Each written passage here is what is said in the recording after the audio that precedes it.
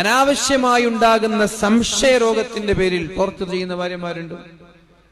ജീവിതത്തിൽ ഒരു തെറ്റവർ ചെയ്തിട്ടുണ്ടാവില്ല, പക്ഷെ നിരന്തരമായി എന്തെങ്കിലും ഒരു മെസ്സേജിന്റെ പേരിൽ അല്ലെങ്കിൽ ഏതെങ്കിലും ചിലപ്പോ ജോലി ചെയ്യുന്ന സ്റ്റാഫ് വിളിച്ചതായിരിക്കും, പെണ്ണുങ്ങളെ ശബ്ദം കേൾക്കേണ്ട താമസം, അതിന്റെ പേരിൽ ഭർത്താവിനെ ടോർച്ചർ ചെയ്യുന്നവരുണ്ടാകും. രാഷ്ട്രീയക്കാർ, ജോലിക്കാർ, ജോലി ചെയ്യുന്നവർ, കമ്പനിയിൽ ജോലി ചെയ്യുന്നവർ, സ്കൂളിൽ ജോലി ചെയ്യുന്നവർ, ഇത്തരം സാഹചര്യങ്ങളിലൊക്കെ നിർബന്ധിതരായി സ്ത്രീകളുമായി പുരുഷന്മാരൊക്കെ ഇടപെടേണ്ടി വരും.